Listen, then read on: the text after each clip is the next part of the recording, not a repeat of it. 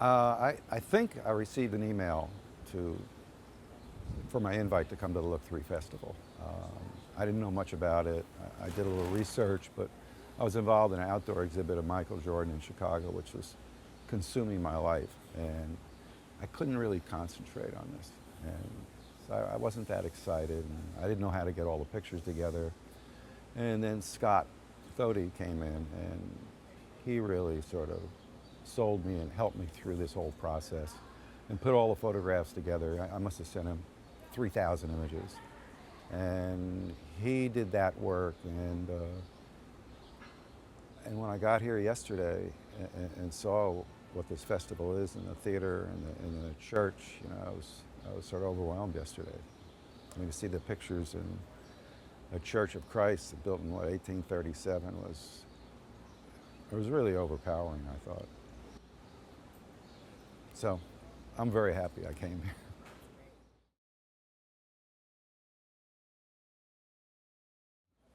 I never felt successful. I mean, maybe looking back, it was a good start in a career. Um, I was given a camera by my father. My father and I had a hobby that he shared with me, that was photography. And he was a musician, jazz musician. In New York, and I'd see my father on Sunday. That was the day we shared. My parents were divorced. And we'd go to games. And he would take pictures, and then I started to show a little interest. And he bought tickets to the 1959 New York Giants pro football season, which was 6 games in Yankee Stadium. So with 2 games to go, 6 games at home, I took my first roll of film through a 300 millimeter lens. We went back to East Orange, where I live in New Jersey, processed the roll of film in the tank, and held it up to the light, and it was like my future was unlocked. And I was 15 at that point. And then I started taking pictures of my friends. We had all these games we played. I mean, sports was my whole life. My whole mental capacity in life. School wasn't number one. I mean, I went to school, obviously, and did like some courses, but I was consumed with athletes and form, even before I got interested in photography. I had a whole room in our house just with images cut out of magazines. But it was form. It was as the way the athlete looked. Then I called Sports Illustrated up. Meanwhile, I had taken a fundamentals course in photography between my junior and senior year in New York City. I took the train from East Orange each day and went to the Germain School of Photography downtown New York and learned fundamentals. And everyone in the class was like in their 30s or 40s, and I was 15. And I went to a couple of games. My father would take me. I went to a sideline at a Princeton game because my grandfather knew the people at Princeton. And I called Sports Illustrated up when I was still in high school and said I had a portfolio. And I remember the guy answered the phone, George Bludgood, and he knew as a kid. And he goes, "Do I have any nudes in there?" And I go, "Nudes?" Like, what the hell? So I took the train. I visited Sports Illustrated at the Time and Life building, and they sort of took me under their wing. They started giving me what they call spec assignments, where he would say, "Go shoot a specific baseball player. We'll give you the film, we'll process the film, and let me critique it." So that's a pretty lucky way to start. And then about a month after I graduated high school, he gave me my first assignment. And then the next one was a big assignment, and 2 years later I was on the masthead. I mean, who knew? I mean, there are no plans, things just happened.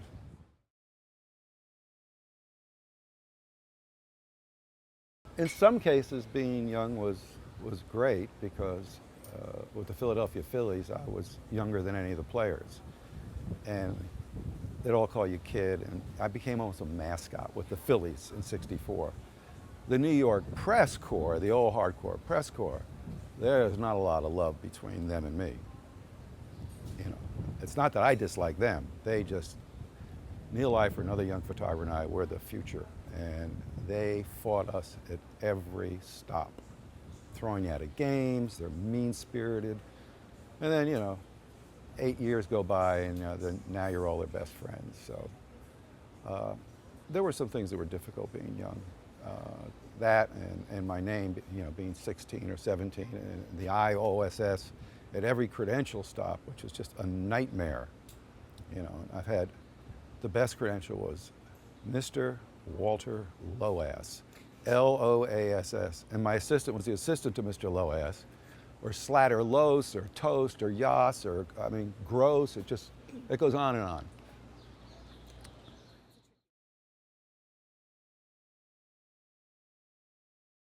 I think it just was an evolution. I had really no training in portrait lighting when I was a kid.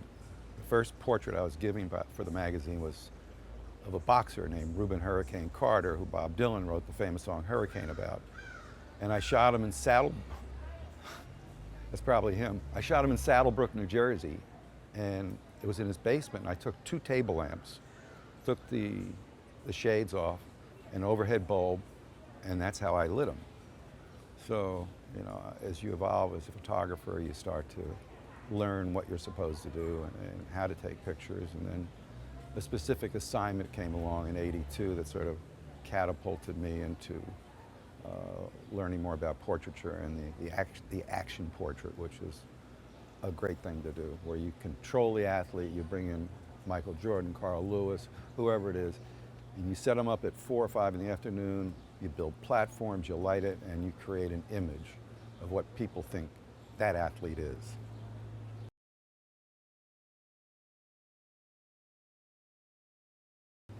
Well, it starts with the light, it starts with the background, it starts with the trust to get something out of them. You know, these moments happen so quickly. You know, I could probably take my whole career, and all the shots were taken in probably 2 seconds. You know, everything's at 1,000th or 500th of a second. Just the feel. I mean, magic happens so quickly, and you can work into it. You know, because I learned the best way to edit is from the back of the roll. That's what a photographer, because the beginning is never quite as interesting. Because when you stop the shoot, that's when you've taken your best pictures. So edit backwards.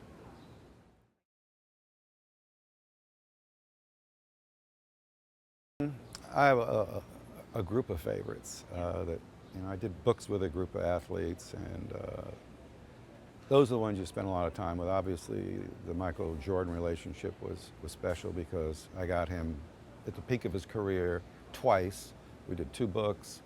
You know, I had access, and without access, you really can't take pictures that look differently than everyone else. Joe Montana, we did a book. I loved him. Gretzky, Chrissy Everett, Maria Sharapova, Ken Griffey Jr., you know, there's Derek Jeter, Mariano Rivera. You know, there's so many guys that I like, and in a sense still look at on a plateau, just like I did when I was a kid. I mean, athletes hold a special place to me, you know? And I try to bring that into each of the pictures. You know, this respect and heroic look at an athlete. So I think that's part of the pictures too.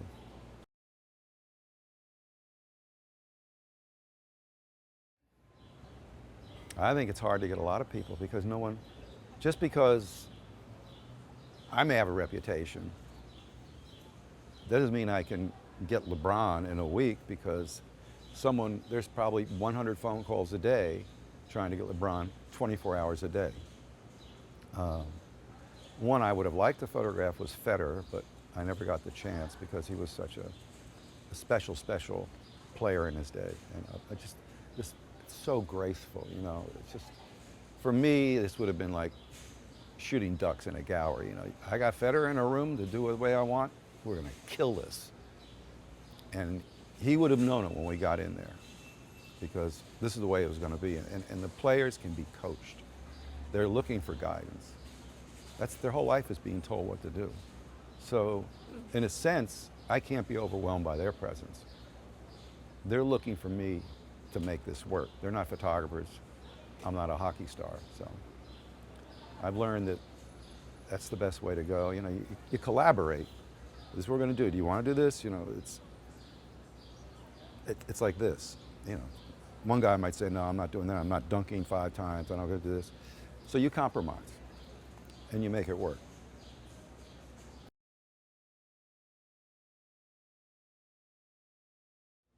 Well, it's pretty amazing. The prints are about the size of these bugs, but obviously it's Michael and not insects. And it's stretched over this area between Lake Michigan and the Field Museum. And if anyone knows Chicago, there's the Field Museum is sort of their natural history. It's built by Marshall Fields. There's a Shed Aquarium, the Field Museum, Soldiers Field in this one area. And this exhibit stretches for like 150 yards across this entrance that parallels the lake. So people can enter from either direction. There's going to be 300,000 people there over 4th of July with the Grateful Dead. So it's a destination where it's basically a gift of the city of Chicago, where people can worship the most famous son of Chicago, and a guy who did more for that city than probably any person, and basketball around the world. So it's 30 pictures for his 30th anniversary of coming to Chicago.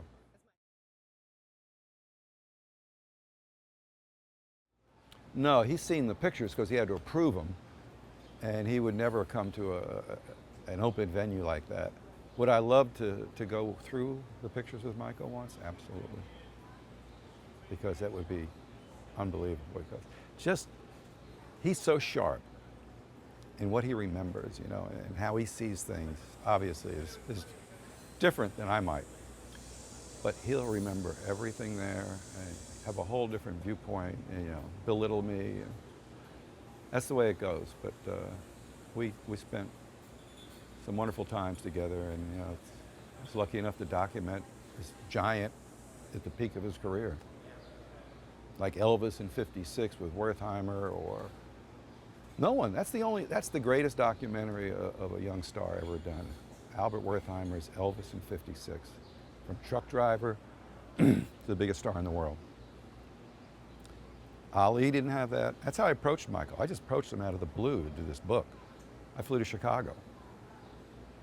And I said, no athlete has ever been documented like this. I said, you've got championships, you have kids, you're MVP, you've done it all. This will be the photo album for your family, forever. So I like this idea, Walter. You know, when he first saw me, he'd be the last out of the locker room. Walter, what are you doing here? I said, I've got an idea. He says, that usually means work. And he said, come back a week later. So I was on the way to Hawaii. I came back to LA, met him there, and he says, let's do it. Handshake. And we started. And then Michael brought in, during the middle of this, a person. He said, we're going to the Chicago Blackhawks dressing room. And he brought in this writer. He said, this is Mark Vancil, this is Walter Iooss. We're partners now. And he's the guy that came up with the title Rare Air and packaged the book, and knew Michael also. Very lucky.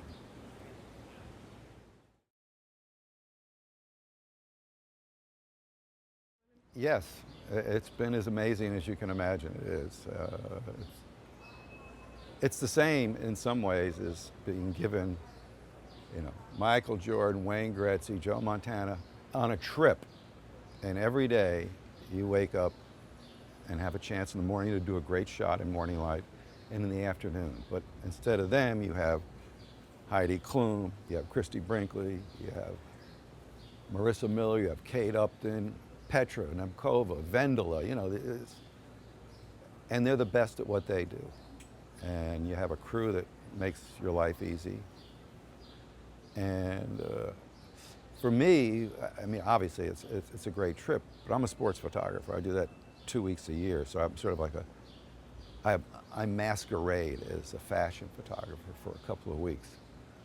But what's been good is when the magazine used to broadcast on national networks, ABC or CBS in the 80s and 90s, the players would watch those because they all want to get one of those girls.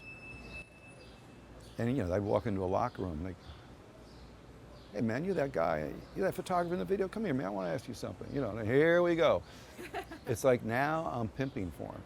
And they're interested, yeah, is Marissa Miller really that hot, man? She got big, you know, it just, now I'm making friends with the athletes who couldn't care less about me. No athlete asks what you're doing, except a couple of guys. So it's been really good for that and my reputation in the locker room, I'd say. and certainly with every male friend that you'll ever meet. So,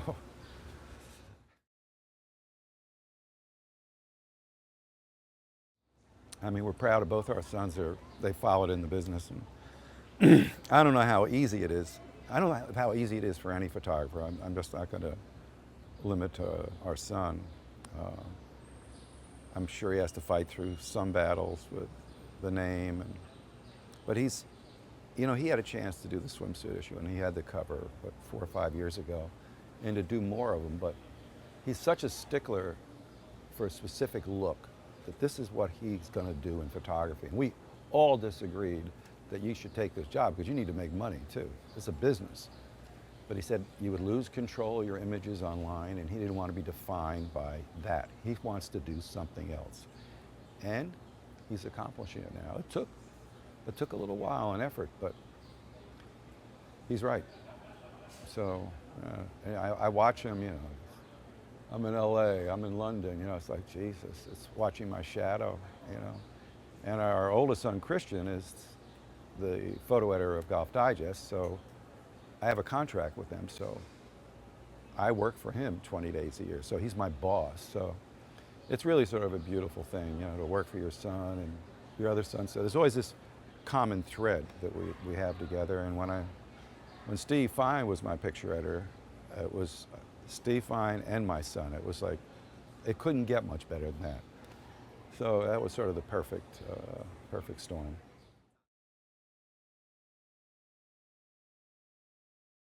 Advice. Well, I think you have to find something. Photography is a big world, and everyone's a photographer now because of the cell phone, which takes a pretty good picture. But you have to find something that's unique, that you can do, and focus on that. And I think I've learned this from my son, that his portfolio was too stretched out. You know, he's trying to take all the good images he had, and he couldn't get a job because people hire you to do one thing, basically. Oh, you do portraits against white, you do environmental portraits, you do action. So there were too many things, and it confused people. And people could tell him, you've got to narrow this down so people know what you really are. And it took 5 years to do it. And now he has a look. And now he's starting to get hired, and you know, the word starts, he goes into most of the fashion, theater world, and entertainment. And you start to meet people, and it takes time. You have to be in the right city, which is New York or LA probably, or London, to make this happen. You can't, it's very difficult to make it happen here. Unfortunately, it's so expensive to live in New York, most people can't afford it.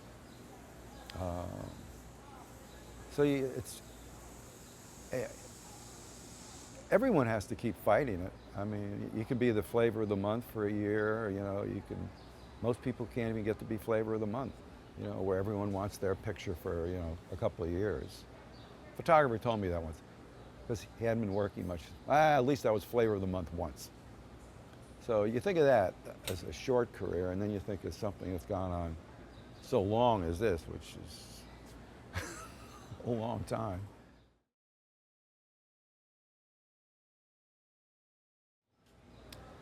I just like to take good pictures. I like the whole thought process of what takes place to go into a job. I like to think about it. It gives me something in my life. I mean, I've been doing it my whole life. You suck that out of it, there's a giant hole. And I think, you know, all photographers like Larry, I could hear that last night with him. You know, the musicians, what, are they going to stop playing the piano? What do you do? So I like the process. I still have the energy. I like meeting the athletes or whoever we shoot. So I like the whole energy of it. I mean, why stop? I still think I can shoot, so. And until there are no more jobs, I'm going to go on.